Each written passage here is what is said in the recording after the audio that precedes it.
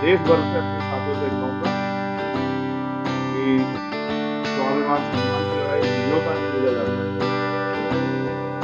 जो तकलीफ पीड़ा समझता है, बहन बेटियों का जो अपमान ग्वालियर में हो रहा है, जो इस पीड़ा को समझेगा वो खुद आ जाएगा। और मैं गुर्जर समाज के लोगों से कहूंगा, वो अगर वो कमजोर महसूस कर रहे हैं तो भले ही पीछे रहें, लेकिन हम लोग पीछे नहीं रहेंगे। हम लोग आगे खड़े होकर इस आंदोलन में गिरफ्तारी देने का काम करें।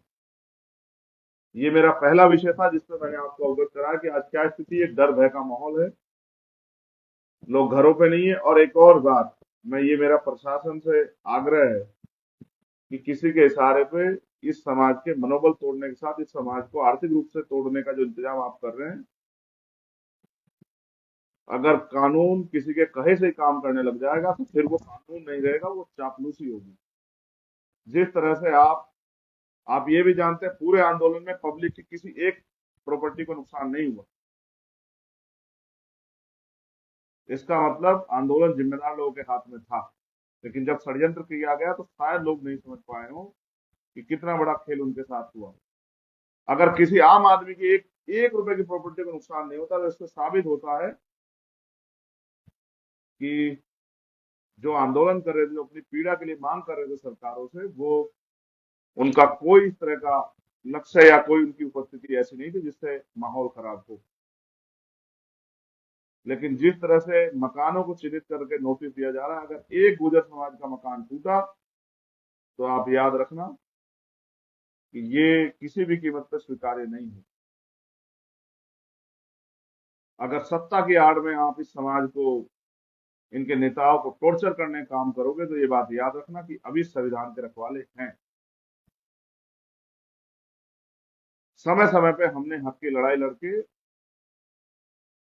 अपने विश्वास को साबित किया है, इस बार भी हम लोग साबित करेंगे। मैं जिम्मेदारी के साथ इस बात पे कह रहा हूं, अगर किसी भी भाई के मकान पे आंच आई तो जैसे आपसे मांग की कुछ लोगों ने कि इनके मकान तोड़ दो, वैसे ही मैं आपसे कह रहा हूं कि ये अन्याय स्वीकार नहीं किया जाएगा। मुख्यमंत्री, ये बात आप याद रखें। और चंद्रशेखर आजाद कोई बात झूठी नहीं कहता है, कोई वादा झूठा नहीं कहता, आप इस बात को जानते हैं। और दूसरा एक बहुत बड़ा मामला जिसकी शुरुआत कल हमारे साथी कर रहे हैं, जो व्यूमन रिजर्वेशन, महिला रिजर्वेशन 33% की घोषणा हुई है। लेकिन संविधान के विरुद्ध में कुछ भी होता है। पहली बात, आरक्षण कोई गरीबी उन्मूलन का कार्यक्रम नहीं। इसलिए मैं इस आरक्षण का, जो महिलाओं के नाम पे ताकतवर लोगों को, ऊंची जातियों की महिलाओं को देने का काम किया गया, मैं इस आरक्षण का कठोर विरोध करूंगा। मैं उन नेताओं में से नहीं जो समाज की ठगी होती रही और हम लोग बैठ के देखते रहे। एक बार आर्थिक आधार पर आरक्षण लागू हुआ, उसका खामियाजा हम लोग आज तक भुगत रहे हैं। नेता चुप रहे, नेताओं ने हाथ ठाटा के समर्थन किया। परिणाम ये है कि पिछड़ों के लिए 50 सीटें आती हैं, आर्थिक आधार पर आरक्षण की 100 सीटें आती हैं। उनका बैकलॉग सो गया, पता नहीं कैसे। दलितों आदिवासियों की 40 सीटें आती है, आर्थिक आधार पर आरक्षण वालों की 80 सीटें आती हैं। और जबकि अगर आप शासन प्रशासन में उनका प्रतिशत चेक करवाओगे तो वो 60 से 70% मिलेगा। ये जो खेल है, उन नेताओं ने स्वीकार किया, हम लोग स्वीकार नहीं करेंगे। 30 तारीख में हमारे साथी जिस आंदोलन की शुरुआत कर रहे हैं, मैं उसका समर्थन करता हूं। अब इस यात्रा के बाद बढ़ चढ़ के दिल्ली और देश भर में हम लोग इसके खिलाफ आंदोलन चलाएंगे, तब तक जब तक इसमें दोबारा से SC ST OBC और माइनॉरिटी की महिलाओं को 33% रिजर्वेशन में उनकी आबादी के हिसाब से हिस्सेदारी नहीं मिलती। आप क्या करना चाहते हैं? 33% महिलाओं के नाम पे अपने परिवार की महिलाओं को लाके लोकसभा विधानसभाओं में, और 17% खुद वोट हासिल करके 50% का पैमाना बना के आप क्या करना चाहते हैं? आप इस देश की डेमोक्रेसी को खत्म करना चाहते हैं? आप इस देश के संविधान को कुचलना चाहते हैं?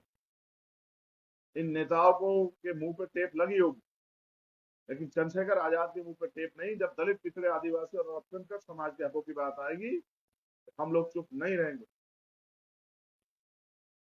ये 33% महिला आरक्षण नहीं है, ये 33% सवर्ण महिला आरक्षण है। जब आप महिलाओं को आरक्षण देने की बात कर रहे हैं, तो आप 33% महिलाओं में उन वंचित वर्ग की महिलाओं को भी करो। आके देखो राजस्थान में, जाके देखो उड़ीसा में, जाके देखो बिहार में, आओ मध्य प्रदेश में, कि किस तरह से दलित, पिछड़े वर्ग की महिलाएं किस तरह से अपने बच्चों के पेट पालती है। अगर हिस्सेदारी देनी है तो उनको दो, जिन्होंने आज तक लोकसभा का और विधानसभा का दरवाजा नहीं देखा। हिस्सेदारी देनी है तो उनको दो, जिनकी संख्या वहां कम। हिस्सेदारी का नाम लेके जो ये बीजेपी ने खेल खेला, और तमाम लोगों ने उनका समर्थन करके कहा इस वजह से कि महिला विरोधी। हम नहीं है महिला विरोधी। हम तो कहते हैं कि राज्यसभा में भी दो महिलाओं का आरक्षण, विधान परिषद में भी दो, मिनिस्ट्री में भी दो, सब जगह दो महिलाओं का आरक्षण, लेकिन उनकी संख्या के आधार पर। और अगर आपको लोकतंत्र का सच जानना हो, तो आज की जो जितनी लोकसभा में सांसद हैं और विधानसभा में विधायक हैं, आप उनकी संख्या उनकी जाति के आधार पर तय कर लो, तो आपको पता लग जाएगा कि किन वर्गों की महिलाओं का प्रतिशत वहां नहीं। इसलिए स्वर्ण महिला आरक्षण का विरोध हम लोग बड़े पैमाने पर करेंगे, पीसी करके करेंगे, देश भर में करेंगे। और जब तक इसमें दलित, पिछड़ी, आदिवासी और हमारे अल्पसंख्यक समाज की बहनों को अधिकार नहीं मिलते, हिस्सेदारी नहीं मिलती, तब तक हम लोग इसको लागू नहीं होने देंगे। और रही बात जो ग्वालियर में हो रहा है, उस पर हम लोग सिर्फ, मैं अपने साथियों से बात करूंगा, सिर्फ ग्वालियर में नहीं, ग्वालियर के बाद पूरे देश में हर जिले में जेल भरो आंदोलन हम लोग चलाएंगे। आज मेरे एक साथी का सहारनपुर से फोन आया, उन्होंने कहा भाई अगर शुरुआत करनी है तो हम लोग सहारनपुर से भी करेंगे। तो मैं आपसे वादा करता हूँ, सहारनपुर नहीं,